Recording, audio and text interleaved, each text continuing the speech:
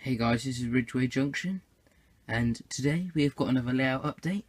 Considering you haven't seen the layout in a while, and I'm on my summer holiday break, there is a lot to show you which I have done, more than the usual update. I reckon we could get about 10 minutes long on this one, maybe 15, I don't know. Let's make it a good one. So I'm going to start first off with ballasting that has been done on the layout. There has been a reasonable amount of ballasting since last time you saw that out. Mainly on the scenic side where the town is, that's where we have done the ballasting. We have used this Wooden Scenics medium ballast, the light grey version. This was £9, hang on, it was £9.95. We have done a alright amount of ballasting and we've used that much of the pot, so I'll leave you to decide on that.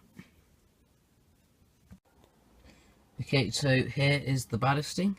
It starts here, works around by the farm, then goes behind the houses, all the way around to just about the front of the station. This took us a couple hours to ballast. Bear in mind we've never ballasted before. The ballast could be better, but I'm reasonably happy with it. We did have to scrape some of the ballast off of the sleepers because we didn't like it being there. We have tried to do our best though. Here, I'll just get you a close-up of some of the ballasting. There you are. That's about it. Oh yes, and also guys, for our ballasting, we used a ballasting tool and then brushed it out by hand, but now we've bought a ballast brusher which will, you go back over the ballast that you just used the ballast tool to put on the track, and that spreads it all out and makes it all even, so you don't have to do it all by hand, and it's a lot easier. I will be showing you that in a separate video. So in the last layout update, you saw that scenery in the corner, and that was just a bare bit of plaster. So now we have expanded the terrain all the way to the end. Oh god, that was a bit dodgy. To that. There is meant to be a rock face on that edge that we have made, but you can't really see it through all the paint, the foliage and the static grass.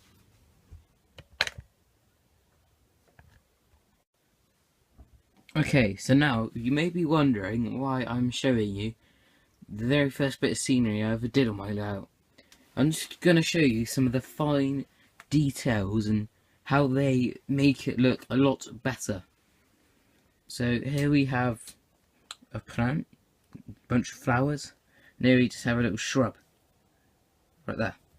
But the reason I'm showing you this is just to show how it adds to the layout. If I quickly zoom out here and go all the way back here, let's lift this up. From afar, like, you can kind of see it and it stands out. It looks good. You see this bare patch here? It looks very bare, barren, just not very nice. Then if you zoom out and you have more little shrubs like that, it makes it look a lot better and a lot more filled up. It doesn't look all barren and like it's a constant winter going on. Here we have some more examples around the fence here, and some here on the bank, and yet again some more examples. It just makes it look a lot more alive and not as bare. So we have some more shrubs just dotted all along here, around the fence, even down the fence over here, and even with the pigs you go into the detail. Well, we've gone into the detail of painting their underbellies.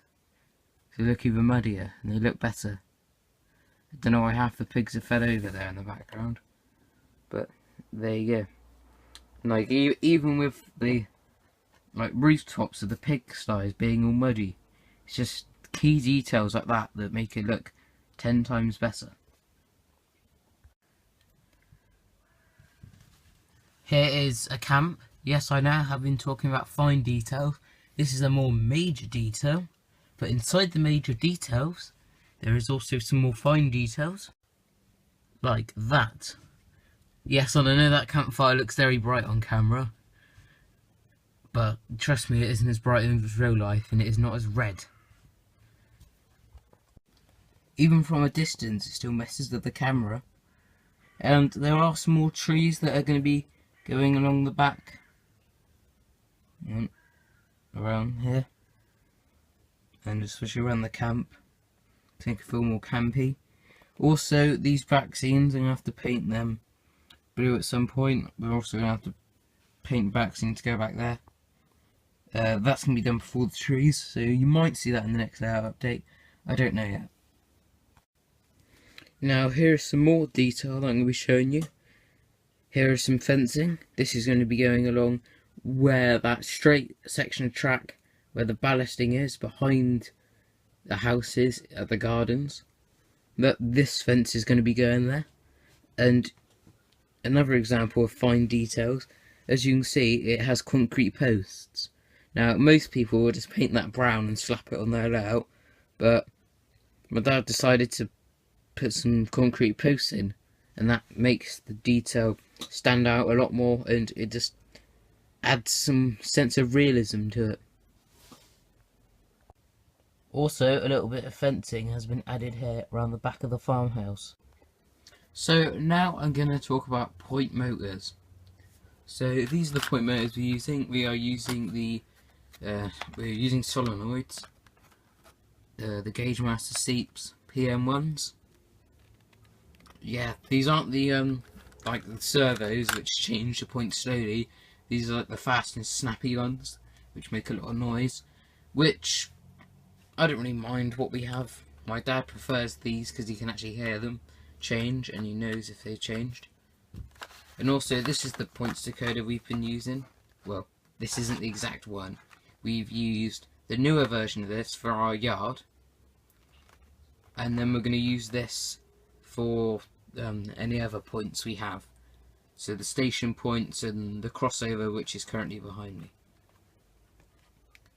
The reason we decided to go for the cheaper one for this is because we've seen the benefits. It just ain't really worth it getting the more expensive one, which is like 30-40 quid more, and it only gives you the discharge button for when you're wiring, which I don't really think matters, and I think it has like short circuit protection or I don't know, something like that, but really it isn't necessary for what we are doing.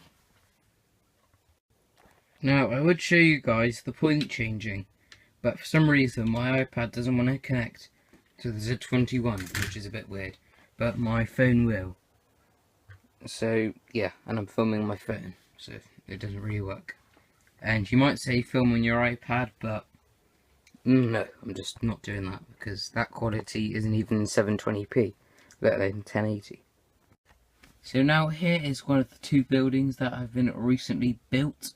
Well, the second one isn't really a building, but here is a Metcalf unloading shed bay thing. I'm going to be giving you a full 360-degree view just now.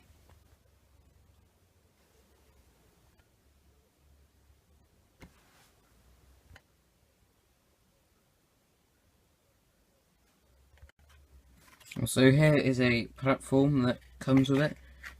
This is a freestanding platform, so I can put it wherever I want. It's going to have some sort of feature in the yard, possibly somewhere else, but for now it's just going to be in the yard. I might use it next to a siding just so you can get like access to the carriages in case it needs to be cleaned inside. I don't know, something like that. So here is the second structure I wanted to show you. This is a locomotive lifting hoist made by Ratio Kits, and when I said fine details, just look at this. So this was all painted by my dad. It's very nice. The camera won't really focus on it, but oh, there you go. You can see that there's lots of rusting effects that have been done on here to make it look all used, and it does look good from a distance. Up close it doesn't look as good, but when you look far away with your eye, it actually looks really good. Here we have a little label done on a label printer. It says safe working load 5 tons. So this is for lifting engines out of locos or parts out of locos. This will be going on our yard on the new extension. Some more detail down here. So guys, I hope you did enjoy this layout update. Make sure to like and subscribe, and I'll see you next time. Bye.